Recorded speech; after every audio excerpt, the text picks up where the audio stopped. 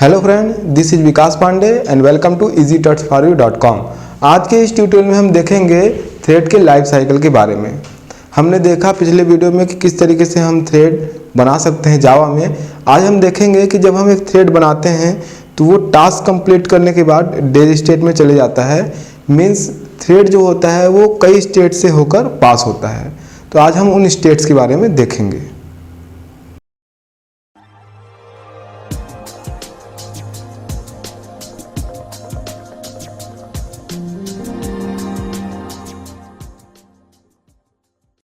Start करते हैं, देखते हैं थ्रेड के अलग अलग स्टेट्स। जो थ्रेड का एक पूरा लाइफ साइकिल होता है, जब हम थ्रेड क्रिएट करते हैं तो फर्स्ट स्टेट जो होता है उसका वो होता है न्यू बोर्न स्टेट। इसका मतलब है कि यहाँ पर थ्रेड बन तो जाता है लेकिन वो रन नहीं हो रहा होता है। जैसे हमने पिछली बार देखा कि हमने एक क्लास बनाई और थ्रेड क्लास को एक्सटेंड किया। जब हम उसका ऑब्जेक्ट बनाते हैं तो हम बोलते हैं कि हमने थ्रेड क्रिएट किया। तो उस समय वो न्यू बॉर्न स्टेट में होता है, मतलब रन नहीं हो रहा होता है। उसके बाद हम जब स्टार्ट मेथड को कॉल करते हैं तो फिर वो न्यू बॉर्न से रनेबल स्टेट में मूव हो जाता है। तो जो सेकेंड स्टेट है वो है रनेबल स्टेट।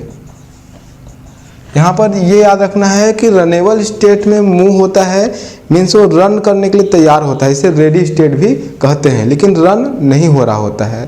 फिर आगे जब वो रन होता है तो तीसरा स्टेट है उसका रनिंग स्टेट। आगे चौथा स्टेट है ब्लॉक्ड स्टेट। ब्लॉक स्टेट और सबसे लास्ट स्टेट है डेड स्टेट। तो एक टास्क जब हम देते हैं थ्रेड को या फिर जब हम थ्रेड क्रिएट करते हैं तो न्यू बॉर्न स्टेट से लेकर डेड स्टेट तक वो अपना टास्क कंप्लीट करता है और इनमें से किसी एक स्टेट में हो सकता है। तो आज हम एक एक करके इन स्टेट्स के बारे में देखेंगे एक डायग्राम के द्वारा कि थ्रेड का एक पूरा लाइफ साइकिल जो हमने अभी देखा क्या होता है। स्टार्ट करते हैं न्यू बॉर्न स्टेट से।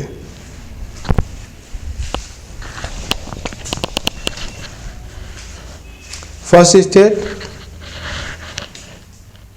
New born state.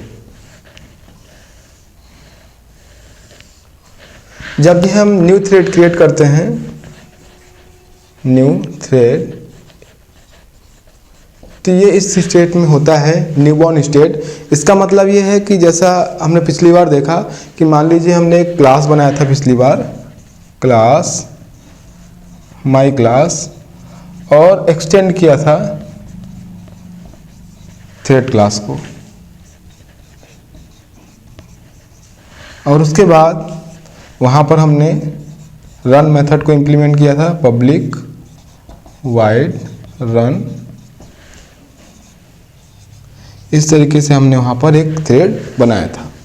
उसके बाद फिर हमने इसका ऑब्जेक्ट बनाया था।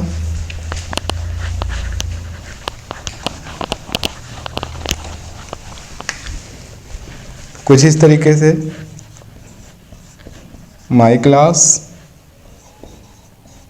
Object is equal knew my class.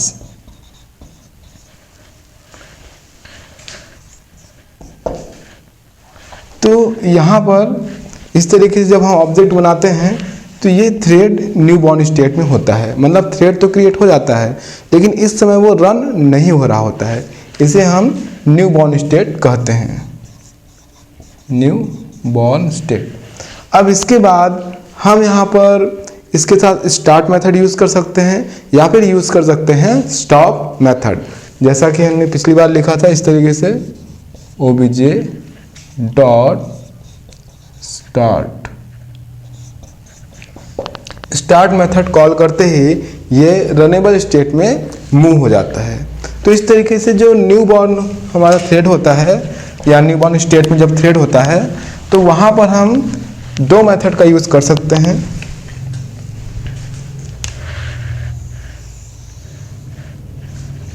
New born state में हम दो मेथड का यूज़ कर सकते हैं। फर्स्ट हम यूज़ कर सकते हैं यहाँ पर स्टार्ट, दूसरा हम यूज़ कर सकते हैं मेथड स्टॉप। तो जब हम स्टार्ट मेथड का यूज़ करते हैं तो ये जो थ्रेड है वो रनेबल स्टेट में आ जाता है, मतलब रन करने के लिए तैयार होता है, रेडी स्टेट भी कहते हैं। तो यहाँ पर ये जो स्टेट होगा ये होगा रनेबल या फिर रेडी स्टेट भी बोलते हैं। और अगर हम स्टॉप मेथड का यूज़ करते हैं तो ये फिर डेड स्टेट में चले जाता है। तो इस तरीके से जब हम थ्रेड क्रिएट करते हैं तो यहाँ पर दो मेथड का यूज़ कर सकते हैं। इसके अलावा अगर हम किसी और मेथड का यूज़ करते हैं यहाँ पर, तो यहाँ पर एक्सेप्शन थ्रो होगा। तो या तो हम यहाँ पर स्टार्ट मेथड का यूज़ करते हुए थ्रेड को रनेबल स्टेट में ले जा सकते हैं, या तो फिर थ्रेड को हम स्टॉप मेथड का यूज़ करके डेड स्टेट में ले जा सकते हैं। आगे बढ़ते हैं।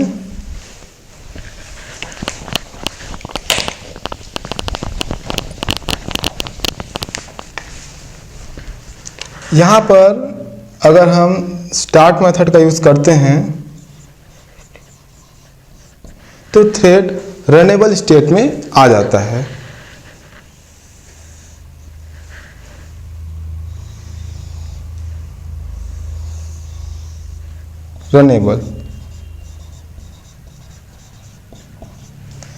रनेबल स्टेट का मतलब ये है कि यहाँ पर थ्रेड रन होने के लिए तैयार तो होता है, लेकिन इसमें रन नहीं हो रहा होता है।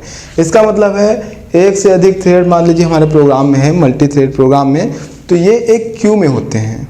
एक से अधिक जो थ्रेड हैं वो यहाँ पर क्यू में होते हैं और प्रोसेसर अवेलेबिलिटी के लिए यहाँ पर वेट कर रहे होते हैं।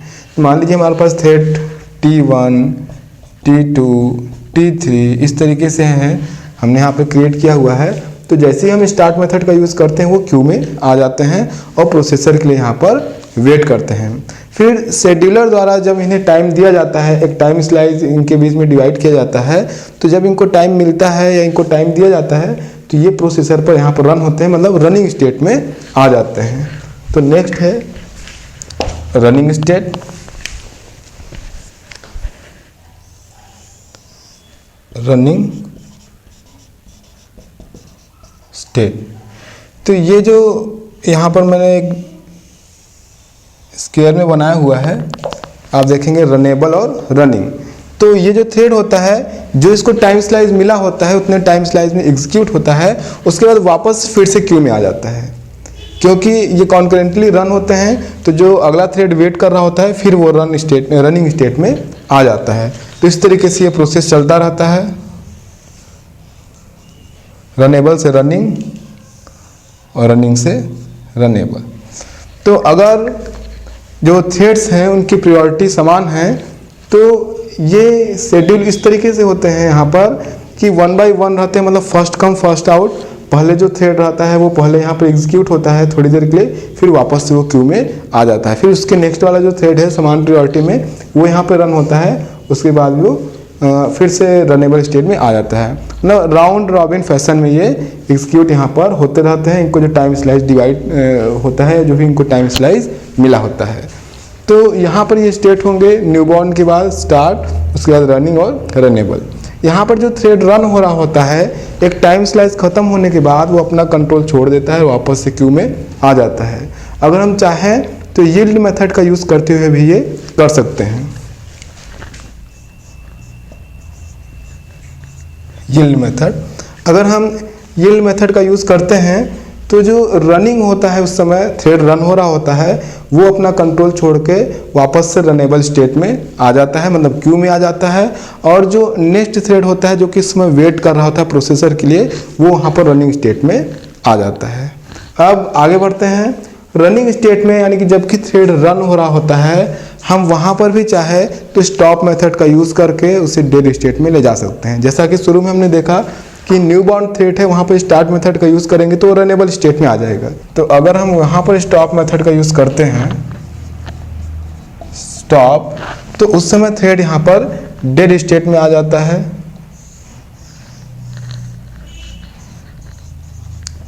डेड। इसी तरीके से जब थ्रेड रन हो रहा होता है उस समय भी यहाँ पर हम स्टॉप मेथड का यूज़ कर सकते हैं और थ्रेड डेड स्टेट में आ जाएगा। स्टॉप। लेकिन यहाँ पर अगर हम स्टॉप मेथड का यूज़ नहीं भी करते हैं तो थ्रेड का जो टास्क मिला हुआ है वो अगर कंप्लीट हो जाता है तो नेचुरली वो यहाँ पर डेड स्टेट में आ जाता है। इसे नेचुरल डेड बोलते हैं क्योंकि उसको मिला हुआ टास्क यहाँ पर एक कंप्लीट कर लेता है और उसके बाद वो डेड स्टेट में ऑटोमेटिक पहुँच जाता है। तो यहाँ पर जब ये थ्रेड एग्जीक्यूट हो रहा होता है, मतलब शेड्यूल होता है, फिर एग्जीक्यूट होता है, फिर शेड्यूल होता है, जब तक वो टास्क कंप्लीट ना हो जाए तो ये एक्टिव थ्रेड होते हैं। Active thread. रनिंग स्टेट में जब थ्रेड एग्जीक्यूट हो रहा होता है कुछ मेथड का यूज़ करके हम थोड़ी देर के लिए उसे सस्पेंड कर सकते हैं या फिर एग्जीक्यूशन से उसको रोक सकते हैं एग्जीक्यूट होने से। लेकिन हम चाहें तो उसको थोड़ी देर बाद फिर से रनिंग स्टेट में या फिर रनेबल स्टेट में ले आ सकते हैं। मतलब कि अगर आप यहाँ पे मेथड का यूज़ करते हैं जैसे सस्पेंड है, स्लीप है या फिर वेट है तो थोड़ी देर के लिए उनका एग्जीक्यूशन रुक जाता है, मतलब वो रनेबल स्टेट से या फिर रनिंग स्टेट से बाहर हो जाते हैं। लेकिन वो डेड नहीं होते हैं, उनको वापस से रनेबल स्टेट में लाया जा सकता है। तो ये जो स्टेट होता है वो ब्लॉक्ड स्टेट कहलाता है या फिर इसे नॉट रनेबल स्टेट हम कहते हैं। तो नीचे इसके डायग्राम देखते हैं, यहाँ पर हम यूज़ कर सकते हैं। अभी मैंने बताया आपको मेथड सस्पेंड। अगर हम सस्पेंड मेथड यूज़ करते हैं तो वापस से थ्रेड को रनेबल स्टेट में लाने के लिए हम यूज़ करेंगे रिज्यूम मेथड। इसी तरीके से अगर हम वेट मेथड का यूज़ यहाँ पर करते हैं ब्लॉक्ड स्टेट में ले जाने के लिए तो हम वापस से उसको रनेबल स्टेट में लाने के लिए यूज़ करेंगे नोटिफाई। और एक और मेथड मैंने बताया स्लीप मेथड। तो इस तरीके से इन मेथड का यूज़ करने से थोड़ी देर के लिए ये ब्लॉक्ड स्टेट में आ जाते हैं। ये स्टेट है ब्लॉक्ड।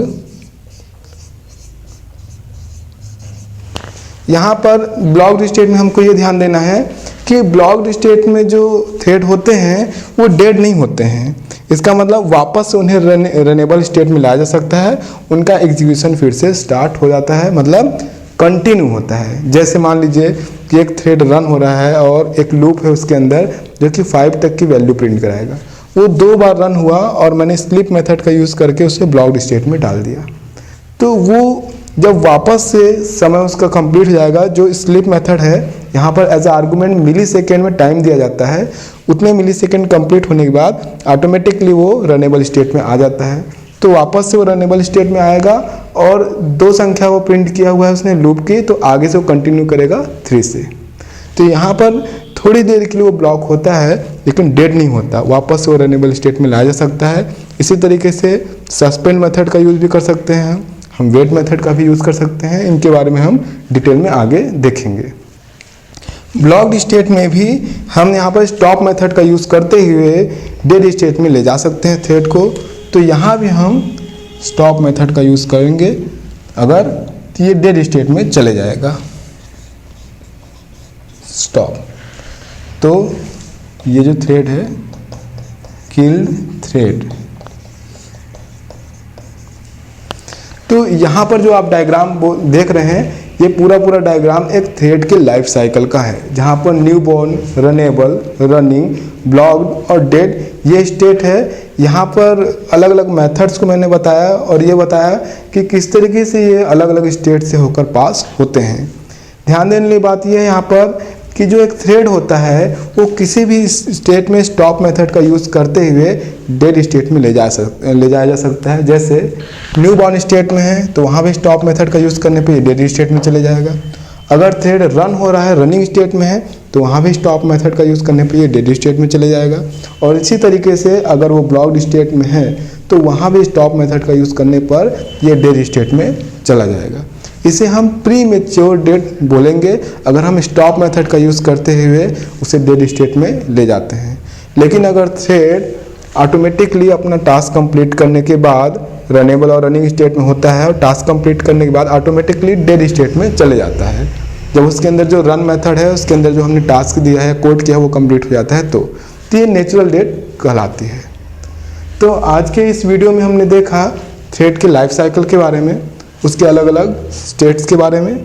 आगे हम इसके बारे में और भी डिटेल में देखेंगे। तब तक के लिए अदर वीडियोस के लिए आप हमारी वेबसाइट easytouchforyou.com पे लॉगिन कर सकते हैं। तब तक के लिए बाय।